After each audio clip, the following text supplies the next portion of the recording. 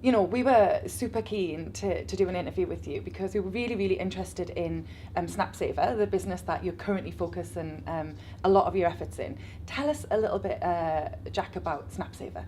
We've got a network of what I would call micro-influencers, local micro-influencers across the Northeast. We've partnered with over 160 businesses to date, and that's in the last 6 weeks, and that's me and Harry, my videographer, running around signing businesses up. That's where most people recognize us from the vlog. They're putting forward an exclusive 50% discount for our app users to be able to claim. The USP from the business side of things is, in order for them to claim that discount, the influencer has to check in at their location, create a social media post and show it to the business before they honor the discount.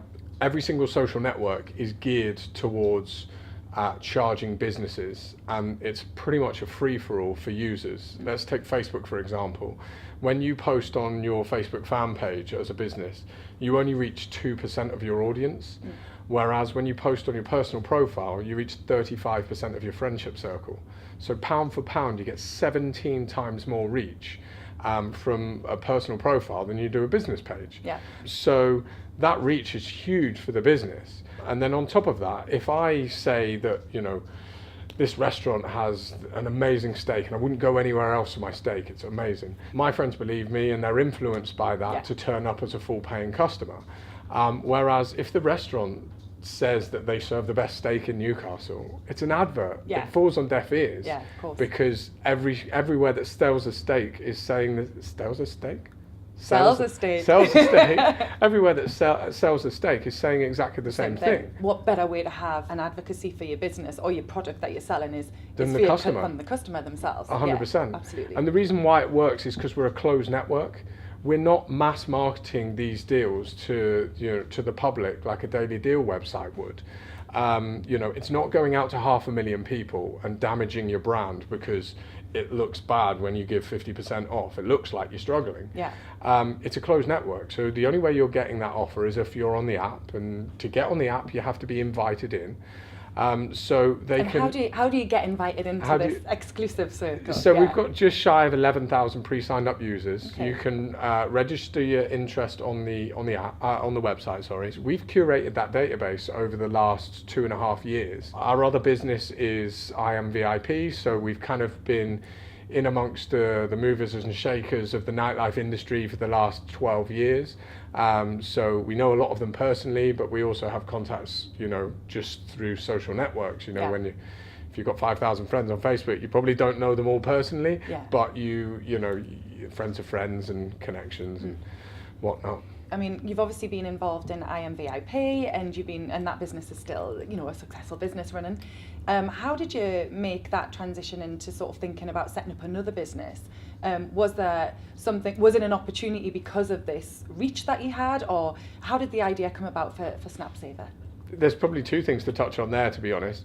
How we're set up that we can try different businesses. Me and Ian, my business partner, we've always done everything 50-50. Within the nightlife industry, we've done the photography, we did videography, we did a magazine at one point, we rebranded a radio station. There was another section that got involved with lettings. We did wristbands, the nightlife wristbands for discounts in bars and clubs. And effectively, we've always had, the core I Am VIP to be able to kind of fall back on, and that's always been a good breadwinner for us.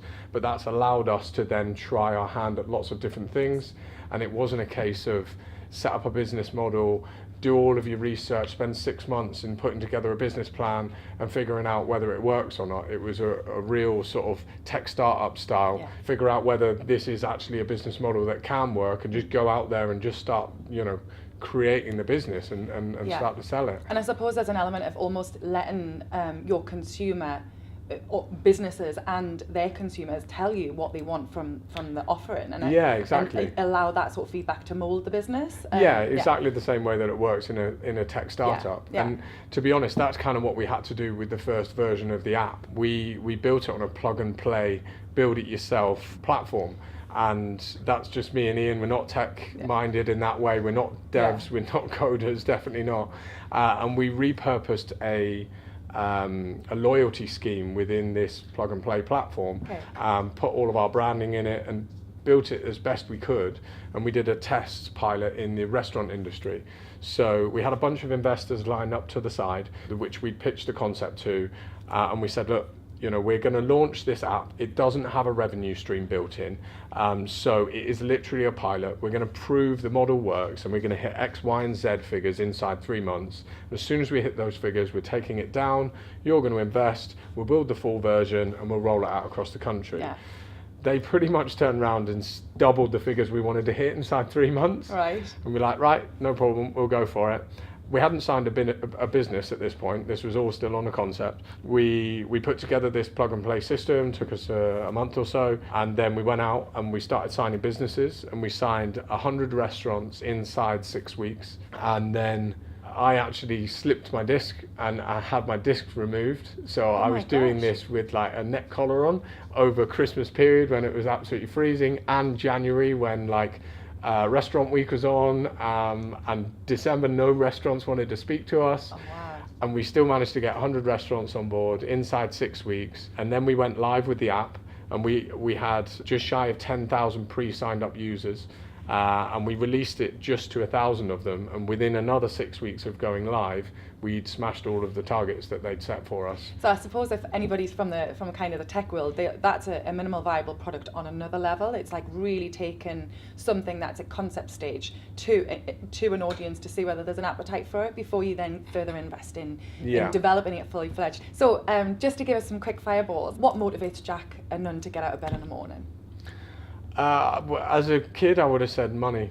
Just straight up. I've always been, since, 12 years old, holding down 6 jobs, morning paper round, 3 evening paper rounds, selling door-to-door scratch cards. So is that the same as adult Jack Nunn, or is that changed? So it's still definitely money? not. No. Yeah, it's not about the money now. It's about getting up and doing something that I love and believe in. A definite bonus is being able to supply something for the community as well. I feel like I'm really kind of helping. I feel like for the users of the app, for the influencers and the locals, it's going to be amazing for them to be able to go out and get 50% off pretty much wherever they want to go. And then for the businesses, the business side of things, it's so powerful what they're going to get off the back of having a few discounted customers coming through the door, because each business has the capability on the app to be able to control how many customers come through the door on a day-by-day basis. So so it's not a free-for-all. Yeah, and it's not about sort of eating into businesses' profit margins. It's a very controlled measure, which is great. It's completely the opposite. So it's been engineered to be completely the opposite to like a daily deals website, whereby you're getting mass marketed deals coming in. Quite frequently, it can be kind of brand damaging. Once you go down that route, it's very difficult to come back from. Yeah. You get, let's just say you run a 3-month campaign and you sell 300 offers of whatever it may be, and 2 months into the campaign, nobody's turned up, and then suddenly in the last month, everybody wants to rock through the door. And because they've pre-purchased this offer, they're well within their rights to turn up, and you have to honour that discount for them. Whereas with our app, it's for walk-ins, so you can walk into a restaurant or a bar and claim a discount. Most of the businesses have left it open-ended, unlimited claims, discounts, and then they're going to put their limitations on at a later stage as and when they figure out, once they've tested how busy it's going to get on certain days. Yeah. And the beauty about that is you can then pre-plan for what as being quiet periods and downtime within your seasonality. And so there's flexibility for businesses. Yeah, for sure. Exactly. Thinking about things that you've been involved in, have you ever had like a fastball or a curveball where it's kind of knocked you off your feet and you've had to either change direction, or it's been a real challenge?